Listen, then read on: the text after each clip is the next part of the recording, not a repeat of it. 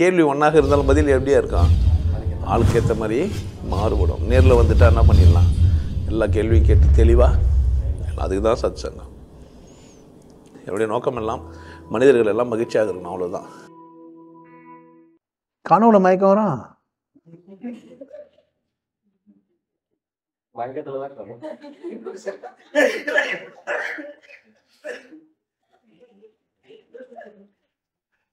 சிக்கனண்டா சிங்கரண்டி என்ன கேட்குது போல இல்ல? ஒருவேளை கனவுலேயே மயக்கம் கூட இருக்கலாமோ தெரியல எனக்கு. அது மாதிரி கூட கனவு கண்டுக்கலாம். நம்ம காணாதனால இல்லைன்னு சொல்ற முடியாது, நமக்கு தெரியாது தானே. ஆனால் சிரிச்சிக்கலாம், பட் மயக்கம் கூட கனவுல வர்றதுக்கு வாய்ப்பு இருக்குது தானே. கனவுல ஓடுறோம், கனவுல சிரிக்கிறோன்னா கனவுல மயக்கம் வர்றதுக்கும் வாய்ப்பு இருக்குது. அதனால் நம்ம ஒன்றும் சொல்கிறதுக்கு இல்லை. இப்போ ஒரு மயக்கத்தில் லைட்டாக பார்க்குறாரு, நம்ம வெளிச்சத்தை பார்த்துட்டு பயப்படுறாரு. அப்புறம் ஆமாம் தோத்துட்டு போது இது அதுக்கு வர ஒரு அர்த்தம் வரும்.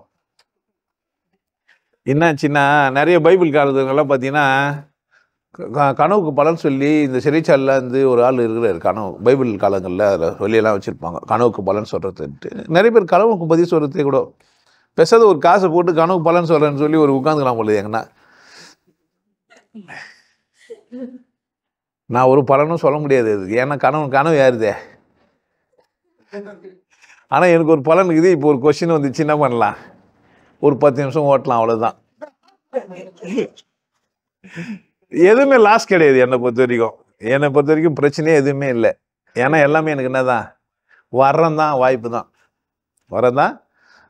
நான் கொண்டாடிக்கலாம் பாரு, இது ஒரு சந்தர்ப்பமாக வச்சுன்னு. கனவுல மயக்கம் வருதுன்னாவே அவர் சரியில்லைன்னு அர்த்தம்.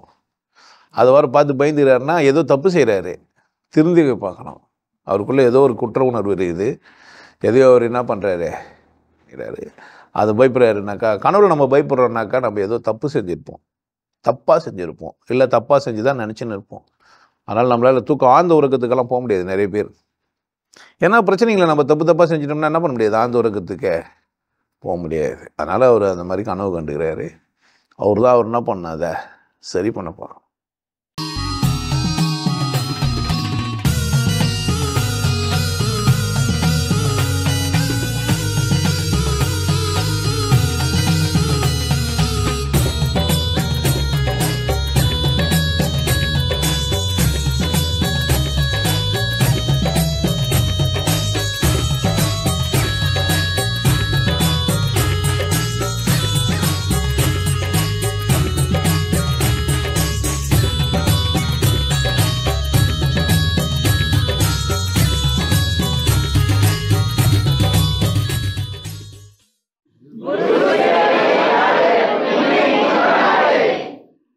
நல்லா இருங்க, சிறப்பாக இருங்க, கொண்டாட்டமாக இருங்க.